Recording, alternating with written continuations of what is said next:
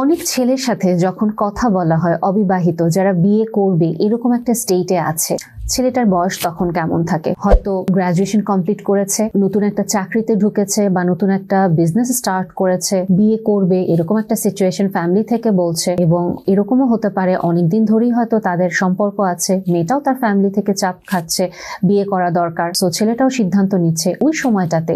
এখন যদি ছেলেটাকে এরকম বলা হয় যে একটা ডেস্টিনেশন ওয়েডিং বা এত এত 10টা প্রোগ্রাম তোমাকে করতে হবে, আমার এত এত আত্মীয় স্বজন তোমাকে অ্যাটেন্ড করতে হবে, বা গহনা এরকম হতে হবে, বিয়ের ড্রেসটা এরকম হতে হবে, যুক্তি কি বলে? যেই মানুষটাকে আমি এত ভালোবাসছি দেখে বিয়ে করব এরকম একটা স্বপ্ন নিয়ে আমি বলছি যে বিয়ের ডেটটা ঠিক করো, কথা বলো বাসায়, সেই মানুষটার সাধ্য যদি আমি না বুঝতে পেরে মানুষটার উপরে আমি এত কিছু চাপিয়ে দিই, এটা কিভাবে তাহলে সম্ভব? যদি সম্পর্ক আগে থেকে নাও থাকে, অ্যারেঞ্জ ম্যারেজের কথায় যদি আমরা চলে আসি, তখনও বা কিভাবে সম্ভব যে একটা সদ্য পাশ করা ছেলে বা নতুন চাকরিতে ঢুকছে তার কাছে আমরা এই জিনিসগুলো আবদার করব? তখন নতুন যে একটা ছেলে বিয়ে করবে বলে সিদ্ধান্ত নিবে, সে কি আসলে সামনে আগাবে, নাকি সে আরো বলবে আমি আরেকটু এস্টাবলিশ হই তারপরে আমি বিয়েটা করি?